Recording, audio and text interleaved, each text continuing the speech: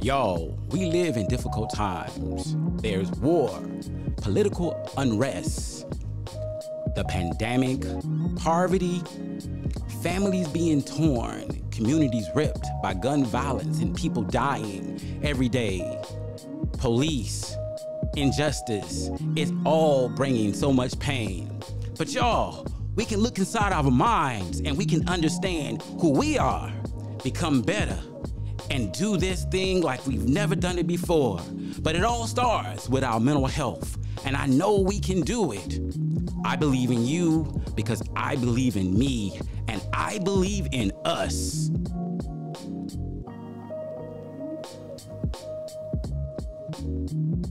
Hello, and thank you for joining us again for another episode of Therapy is Life, where thinking, feeling, and experiencing well-being is what we do. Today, we're going to continue our discussion on relationships, and we're going to talk about those four horsemen, the Gottman Four Horsemen. So, we're going to start with the first one being criticism. Delilah, what's your thoughts on criticism? Well, usually when couples come, or most people, initially it'll be constant criticism, talking about them, putting blame on them, not saying anything that's positive, productive, or successful. And criticism can really affect you in some way because it affects the self-esteem. It can really take you down, and you really begin to doubt and question your whole life. It's a part of the apocalypse, which is the four horsemen coming from the Revelations. Like this is the ending. And those four predictions by Gottman are the four predictions of divorce. And just as they're predictions of divorce. And people can see it on YouTube. Right. And it's under Anderson Cooper and Gottman. It's profound. It's something you want to look at visually because it talks about how this woman says there was so much of the four critical pieces that it affected her health. And culturally, because she lived, I think, in Switzerland, they had what they call the men's separate quarters, like a little house, and she was saying how much all that affected her. Yeah. So anyway, it's interesting, but that's the first one. So we think about criticism. Yeah, you know what? Oftentimes, I read a book and it talked about the seven principles. Talked about the seven principles of having a marriage, and it got into emotional intelligence. And one of the things to talk about with criticism is that the seven principles of making marriage work is that when there's constant criticism, it's often based on this forgetting anything that was good in the experience. Yeah, I like that. Forgetting that there was anything good. Like, well, did you ever have a time when things was good? Did you ever have a place in your life that you actually liked this person? What was that? What was that like?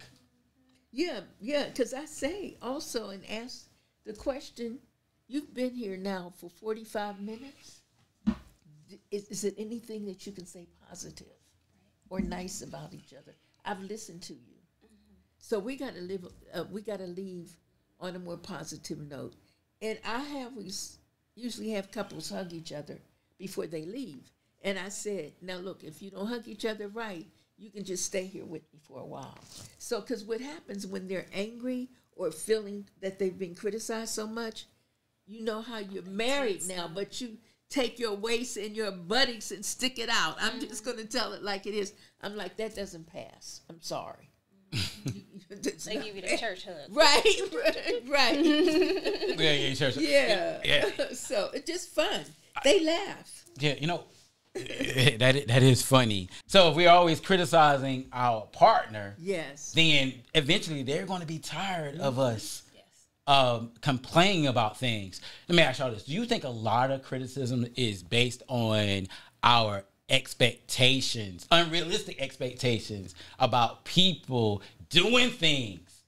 Yes. That expectation is the root of all heartbreak.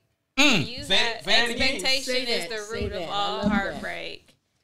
Yes, and we have expectations on how things should be, and this image of what a relationship should look like and what someone should be doing. We have this mental idea, fairy tale of all these expectations, and then when someone does not own up to those expectations, we get upset. And we're, instead of being upset with ourselves, we're upset with them. Exactly. That's not fair. Exactly. I think that's beautiful the way you said that. Because I think what happens is, we're sort of taught, and we look at these movies and we, on TV and different places, and we feel our life should go exactly like that. Now, my girlfriend used to write for Essence. Of course, she made her transition, but what she told me once when I happened to run into her, she said, I was in this relationship and I was feeling very depressed about it and, just didn't know what to do. And she said, if you lower your expectations, she said, and call them security or fringe benefits.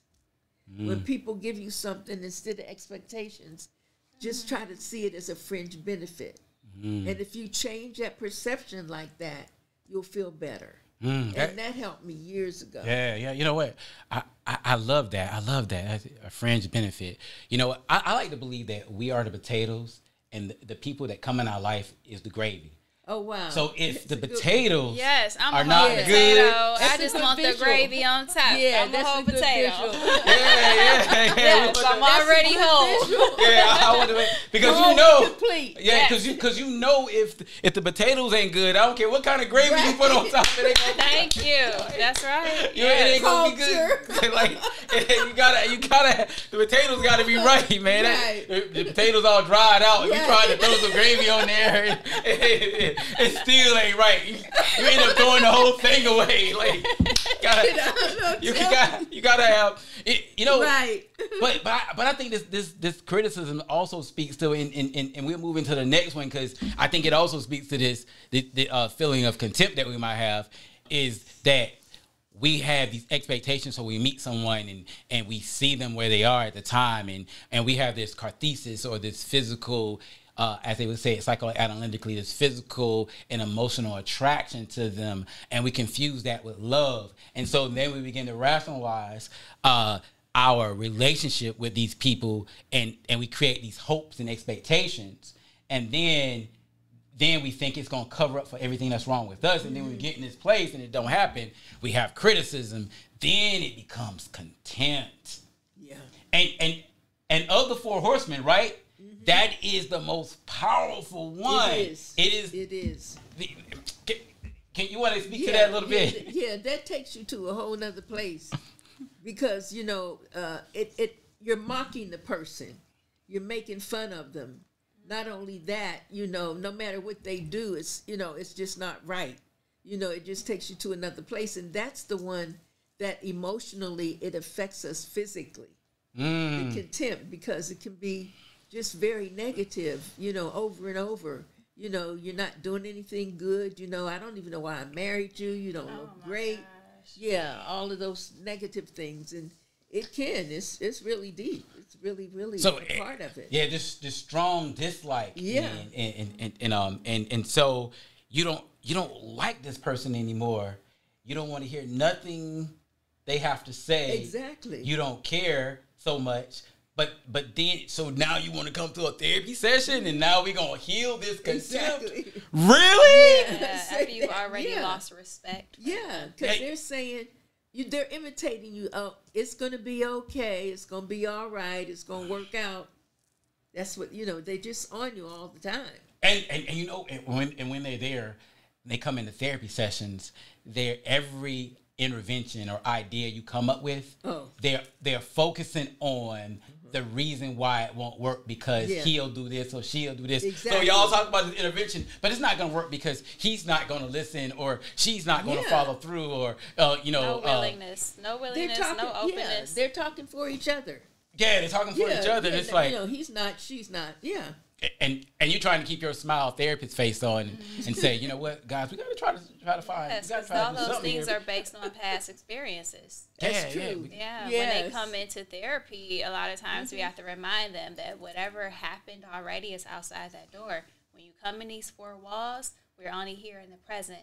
There's more power in the present moment. Yes. We don't want to think about, what they did prior to coming into these four walls. Yeah. Because we're here to heal and to fix this and intervene in the present moment. Man, That's why it's called the present. It's a gift. It's a gift. Yeah, the present. Yeah. It's a gift. Give me this gift, this moment. Yeah. Sitting down here with my girl Delilah and Niesha, and this is what I'm talking about. Talking some relationships. And the other day I had my triumphant T-shirt on, and I was speaking to. I think I was on TikTok, and I was speaking to Faye and how it provided the materials for success. And I think, to add to your point, I think when people can look at their past, analyze it, and then say, moving forward, what we can do to fix things versus using it as, oh, this will never work because you did this, you did that. Yeah. I think we can be constructive. If I really want to work this out, okay, I can try to do this differently. You can try. I believe that you'll try to do this differently. Why are you going to spend an hour a week or more talking about what already happened? Yeah. We can't change the past. Why are we talking about what this person already did to you? Yeah. When are we going? Yes, I'm not trying to invalidate. Yes, we're going to talk about things like that in the beginning. And as we talked about last episode, a lot of that piece and that foundation is individual work. But when couples come into therapy, they're looking at the future. What is our remedy? How do we get past this hump? Sometimes couples do not get over the hump. But if we can identify what do we need to do to try to at least start climbing, let's start climbing and moving forward so we can get over this, not dwell and stay there. We can't stay there. Yeah. Because go ahead. One of my questions is, I said this takes a second, so you got a piece of paper and you have a piece of paper. Now, on a scale from 0 to 100, quickly write this out. What percentage do you want to stay in the marriage right now, today? In this moment. Yeah, exactly. And some of them will put, like the other day, the girl put 50 and the fella put 100. So, okay, and I talk about it from there. What does this mean, 50%? What is the difference? What makes up the difference? Now next week you might feel different. And I usually do that as a rhythm. And so about after a couple of months, one of the couples said to me, please, we're not going to do this 0 to 100 anymore because we're going to stay together. And I thought that was so nice. Yeah, that was good. Because it's accountability. It's accountability, yeah. and you're willing to do the work. And so they've moved from a place of contempt. I remember recently working with a couple, and I was about to just say, no, I can't do this. And because, speaking to your point, the young lady had her issues, had her concerns, and but she wanted to work, and it felt like the man in this situation was kind of all super laissez-faire. Well, I'll just kind of see what it goes and whatever, and he was so evasive. But as I began to work with him more, I realized that he didn't really take accountability for anything that happened in his life on a personal level. And so he was just reacting to whatever experience. And he had all these contemptuous feelings, not just about this woman, but every woman in his life. That pattern. Yeah. So I was like, you know what? If we're going to do this, we're going to have to come up out of this. You're going to have to do some individual. You're going to have to work on this because you got all this stuff. Right. And you need to feel empowered in the present to change some things in your life. Exactly. Yeah, he had too much baggage. Way too much baggage. Like Erykah Badu would say, you're going to hurt your back. His own baggage. Oh, wow. You're going to hurt that. There's so much baggage going to hurt your back. And you know what? And a lot of times as a therapist, when you're challenging people to move from these contemptuous places and being bitter and frustrated, you might feel a little bit like you are, you're trying to be empathetic, but you realize that this is a hurtful place and you need to get up and move because you stay right here. It's just like a cancer. It's just going to eat away at you. And you're not going to have any peace, not just in this relationship, but everything in life. Because you know, a lot of us, when we get to that contemptuous place, we feel that, hey, if we just move on and get another relationship, then we'll be good. But what happens is, no, we carry that mess. Right. Say that. We carry it to the next thing. Not only that, that's true. You are dealing with the same situation, the same things that come up, but a different face. That's different face, exactly. And it might take a year for that to show up. But it's a different face. Yeah, so, and I know we're not really talking about this right now, but I'll say this, what I oftentimes tell people, one of the biggest reasons why we rebound is because we're only trying to avoid what we didn't like about the past. Say that. But we don't pay attention to the person enough to see whatever else might be going on with them. Yeah. And so then we realize, like, oh my God, like, and now we're in the same situation. Exactly. Repetitive experiences. Yeah. That's why we have repetitive experiences. Because we haven't acquired or learned. You gotta learn. Yeah, or checked it out even. The lesson and then is we gonna put keep coming until we learn it. Yeah. We put no closure on relationships. Matter of fact, we don't even pause. You know, we don't pause for a lot of things. You move from one job to the other. You know, you do one relationship to the other. There, you know, as I said to someone the other day, years ago, like I'm 80 now. But it was a commercial that Pepsi used to do. Okay. And it was called The Pause That Refreshes. Okay. You know, and that's what we need to do. Take time. To refresh. You know, we don't even chill out. We got to have the phone going, the TV going, the radio going. We're afraid to even be quiet. We don't know what this house is like. But you can step in here when you initially get the therapy and you don't have a floor. Right, because you never taken the time, to learn about you. Yeah, right. Oh, you know, and so exactly, and so whether we stay in a relationship or not, we still need to deal with those contemptuous feelings because if we get to that place where we not liking and we have all the resentment about our relationships and our experience with people, that's just not going to be cured by some new experience. So we have to address it either way. Absolutely. Beyond couples therapy. Yes. Beyond couples therapy. I like that term. But beyond couples therapy. The relationship flourishes. You're able to continue to be together.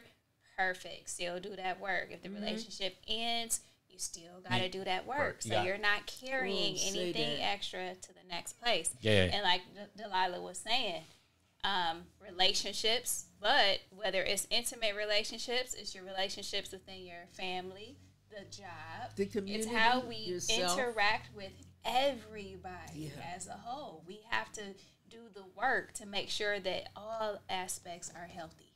Exactly, because we talked about relationships at the very beginning. We talked about how relationships was the most important factor in our overall health. Well, there's a lot of people out here who have heart disease, blood pressure issues, have all kind of somatic digestive issues, have that stuff, acid reflux, all these different issues because of their relationship issues, because of stress, because of relationship issues. And emotions. You got to put that in there. Yeah, so we have to understand that. And so moving on to the next component of it, stonewalling.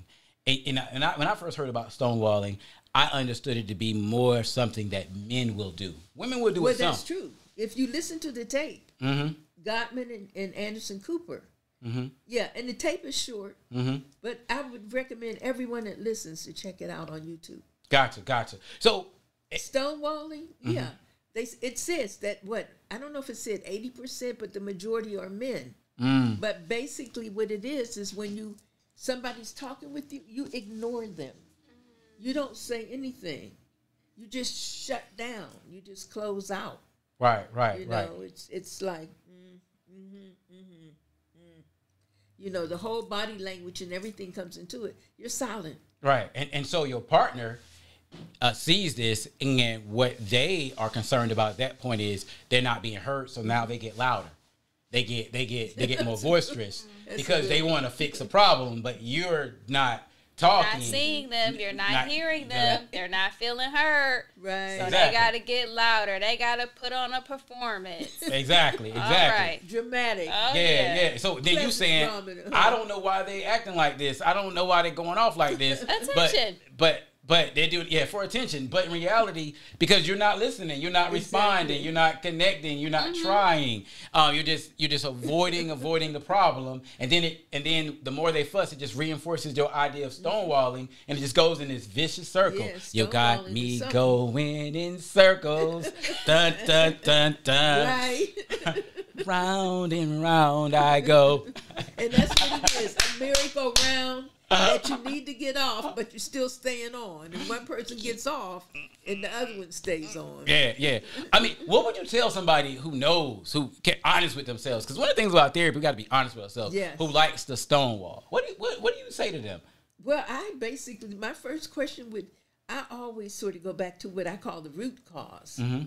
And I was asking, were you allowed, to express yourself, to say anything? Mm-hmm. Or, because a lot of times we think it's the personality, but it could be their circumstances. Right. It doesn't have to be their personality. And I'd ask them to reverse the situation and maybe even do a role play.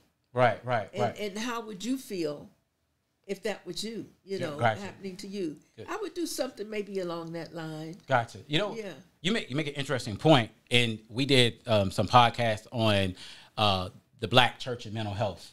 And one of the things we talked about in the second one was we talked about Black men in particular that grew up in the church, is that oftentimes we're not taught to express our feelings and emotions, and in a church environment, And don't cry. yeah, don't cry, and you become a man of God or whatever you become. Is those feelings, you don't really identify and talk about them, and so if you don't develop the nomenclature for expressing your deepest feelings, Say that. then it's hard when somebody has a problem, because if you think you should be a provider, you should be able to do all these shoulds, then you know what, it's I told you already, it's gonna be all right, boom. Can't receive. It ain't all right. And so I don't know what else to tell you. And then if I was a child, I wasn't allowed at any point to really have a rapport with my parents and talk about my feelings and emotions. You know what? I thought it was just something my parents did. And now I'm being subjective here, but I remember being a kid and being at home, and we would have these times where my parents would say, so allow us to tell them if they hurt our feelings and why. Oh, Okay. yeah. That's something that's not, like you said, it's not normalized. Yeah, it's not normalized, Yeah. right? And so growing up in that environment, I think it helped, cultivate an experience where you could express your feelings and your opinions and ideas. Other people can come to you and express, and you are able to receive. At an early age, you were taught how to do that, and you were given that safe space to be able to do that. Right. And, when we think about normal, a higher rate of children who did not have that opportunity. Right. So who did not have a voice. And now we grow up to be adults, and someone is coming, they come into us. I'm saying us as an example, but you're in a relationship and someone comes to you and they're ready to express, but you don't know how to receive. So what do? We shut down. Those walls go up because we're like, I don't know what to do with this. Right. And it's not intentional.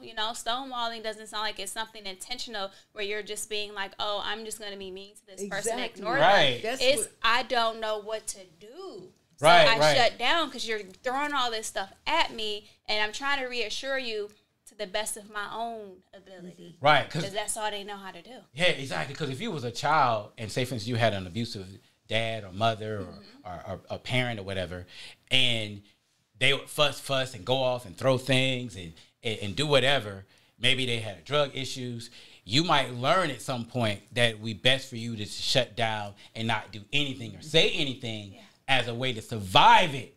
Yeah. So after doing that for years and years and years, your brain get coded to that. And so when people come to you with a problem, that's the place you go back to. Yeah, because it's safe there. Yeah. And that's who makes you who you are today as a therapist, just the way the environment your mom, related and your dad talked to you. Yeah, so and I thought that was just something they was doing, but Exactly. And here it was, and I think about it now. No, that was a very sound clinical practice. Like, yeah, you know what, and a lot of times when I think about clinical things, I believe that oftentimes what it is really things that we would have liked to experience or should experience in life, and we're trying to help people find ways to get to those simple things. Yes, and I think too, that ties in with the relationships. Mm-hmm. I think the substance of the reason why people argue and have difficulty with communications, relating to each other, touching each other, having sex or whatever, is because they're working through old childhood wounds. Mm-hmm. They come in wounded, Mm-hmm. and over and over and over and over, they're fussing. But a lot of times you're working through your stuff, you don't know it.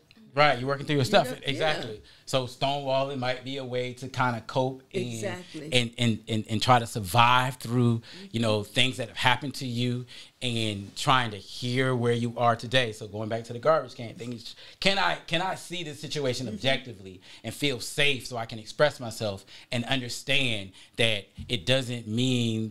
I'm not threatening this space. No, it's okay, but when people have been stonewall, because like Niesha was saying, it's some fear there that, Absolutely. And I think it's important, as we're using terminology, for people to actually understand the other person's point of view, because initially, if you're not familiar with stonewalling and you're not understanding how the person gets to that point and about childhood trauma and what they're experiencing, you may immediately feel ignored. Exactly. We get offended because we're like, what? You're not responding the way that I want you to respond. You're not giving me what I need. There's no security. There's no affirmation, confirmation that these bills going to get paid, that you're listening to me. I don't feel assured. And that other person can't give you something that they don't have. They don't know how to give it to themselves. Exactly. So you're expecting something from them, and they like, I don't even know how to give it to you. I said everything gonna be okay. I don't know what else you want me to do. And they perceive that as you don't care, you're not listening to me, all of those things. But it's very important for people to definitely understand stonewalling. Yes. They're not doing it on purpose. That is just what they're capable of. Right. Yeah, that's good. all they know. Sometimes I try to use the introvert versus extrovert thing there to help people, because introverts need more time to process before they express. Where extroverts are more like, boom, we're just gonna put it out here to you, right? And tell me now what you think. What's going on? Well, and they might not even thought about it, and so they might say things and later be like, oh, you know what, I shouldn't have said that. Yeah. Well, an introvert is gonna take more time to process, and so understanding those differences could be really critical in trying to solve problems. Yeah. Which leads to our last one, defensiveness. Well, to me, defensiveness is what it says. It's like an invisible fence that comes down, and we don't want anyone to know that we're vulnerable. We're no matter what you say, I'm taking up for myself. And I feel that what you say, it didn't go that way. It went the way that I want to tell you. I'm defending who I am. Exactly. Yeah. Yeah. You defending it. So you say mean things, hurtful things. You distance yourself. In these situations, you might not do nice things or provide words of affirmation. Yeah. Or you might not give quality time. Physical touch will be gone. So so all these things will be absent because I'm gonna show you. Because the thing about defensiveness is not just that you're defensive, but you're trying to hurt the other person, take something away from them, make them feel a certain kind of way because you feel a certain kind of way, right? Yeah, and you don't want to be responsible for your behavior mainly. Yeah. That's why people become defensive. Yeah. Of course, because I don't want to receive. I got to put up this wall because I don't even want to receive, because then I'm going to have to look at myself and know that I got some work to do. But if I'm defensive, I can just constantly reject everything. I can just throw it back onto you. Yeah, and that's an excellent word. I love that word, receive. Because, and usually, this is a gender statement. When people want to support, a lot of times women, like they'll say, oh, I need to see you. I'm going to come and pick you up. They'll say, oh, don't worry, I'm going to drive, you know. Or you will need help financially, and you'll say, you just, you know, take this. Oh, no, I don't need it. I mean, you know, a lot of times we're not open. You know, we postpone our good for everything and everybody. And a lot of times we're just not open to receive. And not only that, because you don't know how to receive. There was a book years ago, and it was called How Can You Love Someone If You've Never Been Loved? Yeah, Betty Friedan. Yeah, you know, and that's very powerful, because you think about it, having a knowing how to take care of yourself, I think gives you the blueprint to knowing how to take care of someone else. Absolutely. And when you don't have a good foundation in that, if you never trusted, you never could trust or depend on anyone. You don't learn to trust and depend on yourself. So now you have this insecure attachment with someone else based on those same ideas, and so it creates so much confusion and flux in how we might respond and react. You know, have you had clients that have told you, talking about that in how should I say this, that they felt uncomfortable with good experiences in relationships, and they didn't know why? You know, when things happen good, they didn't know how to deal with it. Yeah, sabotage. They're waiting for something bad to happen. Waiting for, Yeah, it's a sabotage How long situation. is this gonna last? Yeah, and they're not used to the good or able to receive, you know, and I think that's what happens most of the time. Yeah, so It's like, I've never had this, or it's not going to work, or wow, this can only happen to me for a few days. You know, I was at the hair salon a long time ago, and this girl was on the phone. And she got off and she said, oh, I can't deal with him because he's not abusive enough to me. He doesn't hit me. He doesn't talk about me. She said, I know that's not going to work. And she said it out loud where everyone could hear. I was like, whoa. Wow, that's powerful. That's powerful. That's powerful. You know, that's powerful. One more thing I'll say about defensiveness, which I think is critical, to emphasize this. When we are defensive, it makes it very hard for us to hear. So we're projecting, we're minimizing, we're avoiding. So we don't really hear what's being said. In many cases, what's being said might be beneficial to us, might help us, might be progressive in some way, but we're so busy fighting this fight about what was said that we really don't hear it. Say that. Yeah, we really don't hear it. And things could be better, but we self-sabotage because we're uncomfortable with being in that place. So we're hearing somebody telling us, telling me that, you know, I'm no good. I'm inadequate. I'm not lovable, versus somebody coming up with a plan to help us grow and evolve in some way. We don't hear it that way. And that's what that's one of the worst things about defensiveness is it keeps us from hearing progress. Oh, yeah. And see, sometimes the question is that I ask initially again is, are you ready for the change? Right. Are you ready for the change? Right. And that's why I think people that stay in that mode are not ready for the change. And don't forget, sometimes it's difficult for people to change.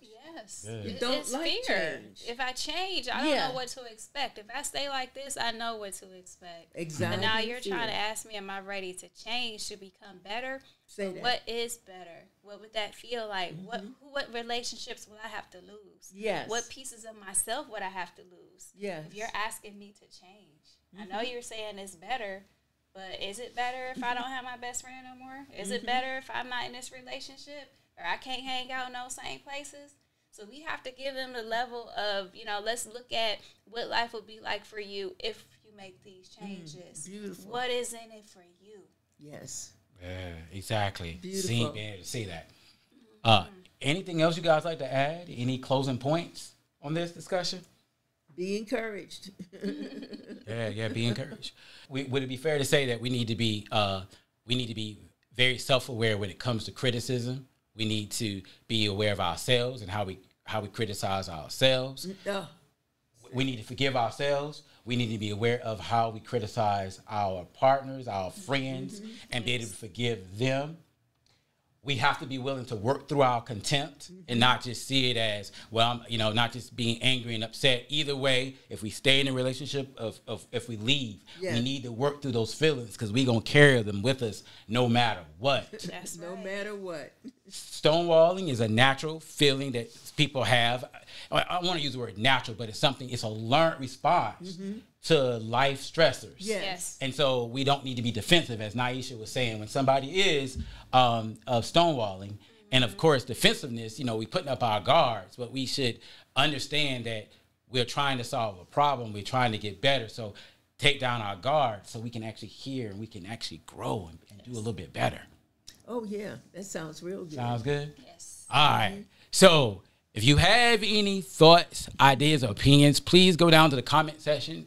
Add your thoughts, opinions, and ideas. Also, like us. And if you haven't, please subscribe. In our next episode, we'll be talking a little bit more closely about individual therapy and relationships. You have a nice one, and we'll talk to you soon.